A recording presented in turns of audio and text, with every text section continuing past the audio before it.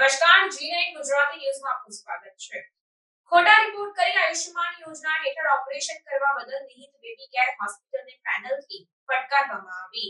મળતી માહિતી પ્રમાણે ખોટા રિપોર્ટ કરી આયુષ્યમાન યોજના હેઠળ ઓપરેશન કરવા બદલ નિહિત બેબી કેર હોસ્પિટલને ₹6.54 કરોડની પેનલ્ટી ફટકારવામાં આવી છે। મારું નામ ડૉક્ટર પી.કે. સિંહ, ઇન્ચાર્જ મુખ્ય જિલ્લા આરોગ્ય અધિકારી, જિલ્લા પંચાયત રાજકોટ।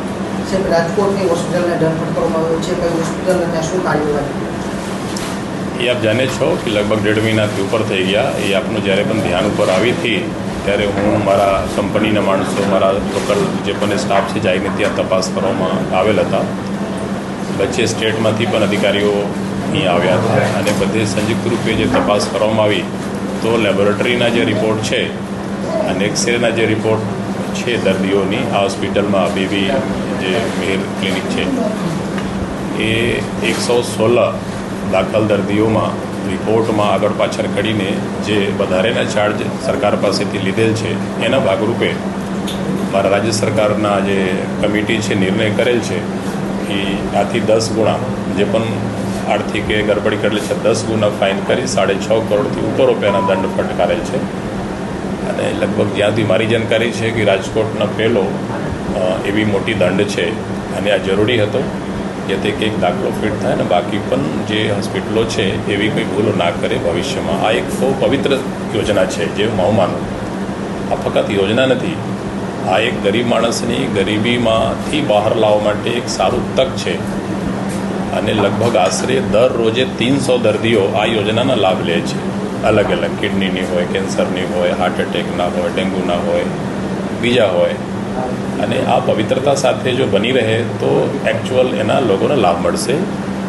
તો આ ગડબડી ધ્યાન ઉપર આવ્યા તો હું અને મારી ટીમ બધું તપાસ કરી અને આજે આપનું પરિણામ સામે છે કે સરકાર બહુ મોટી વસ્તુ હોય, વ્યક્તિ કોઈ પણ વ્યક્તિ કેટલા પણ મોટા હોય પણ સરકાર જ્યારે ધારે ત્યારે એને ગુનાઓ તો બહાર લાવે। ગડબડી આ રીતે કરતા હતા કે જે દર્દી દાખલ હોય તો એની પોર્ટલ ઉપર તમામ વિગતો નાખવું પડે અને લેબ પાસેથી જે રિપોર્ટ આવતો એ રિપોર્ટ પોતાના રીતે આમાં આગળ પાછળ કરીને રિપોર્ટમાં અને અપલોડ કરતા હતા। એવા 106 કેસોમાં જેના એવિડન્સ મળી ગયેલ છે, જે મારી ટીમે બધું મહેનત કરી સ્ટેટ કક્ષાના અને મારી પણ અહીંયાથી એના ભાગરૂપે દંડ ફટકારવામાં આવેલ છે। સાહેબ, આગળ શું કાર્યવાહી થશે આમાં? હવે આગળ ઓલરેડી સ્ટેટની મારી મોટી કમિટી છે, બધું પહેલું પર વિચાર કરે છે, આગળ પણ જે પણ જરૂરી લાગશે બધું કરવાઈ કરવામાં। હોસ્પિટલ માત્ર દંડ ફટકારેલ છે અને ઓલરેડી હોસ્પિટલ આ યોજનામાંથી ડીમ પેનલ કરી દેવા સસ્પેન્ડ કરી દેવામાં આવે છે। નહીં, આમાં શું છે કે એ વ્યક્તિ કોઈ વ્યક્તિ વિશેષની પ્રોપર્ટી છે, એ કોઈ વ્યક્તિ વિશેષની વ્યક્તિગત માલિકીની પ્રોપર્ટી છે પણ આપણા સાથે એક યોજના અંતર્ગત કરાર કરેલ હતા કે તમે આ યોજનાના લાભ મારા દર્દીઓ જેના પાસે કાર્ડ છે આવે તો એના તે મફતમાં સારવાર કરો અને પૈસા સરકાર તમારો ભરી દેશે। તો સીલ એની હોસ્પિટલની કોઈ મારા દ્રષ્ટિ મુજબ નથી બનતો પણ જે સરકાર સાથે કરાર હતા આપની દર્દીઓ માટે એમાંથી સસ્પેન્ડ કરી દેવામાં આવેલ છે।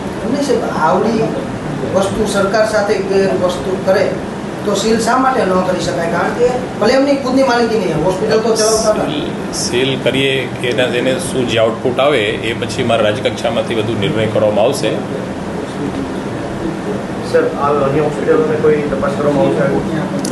અને હોસ્પિટલમાં આપની વોચ હોય છે, આપની ટીમો આપની વોચ રાખતા હોય। તમારા મિત્રોના પણ કોઈ ધ્યાન ઉપર એવા કિસ્સા આવે તો મને ધ્યાન દોડજો, એવા કોઈ કિસ્સા બનતા હોય તો।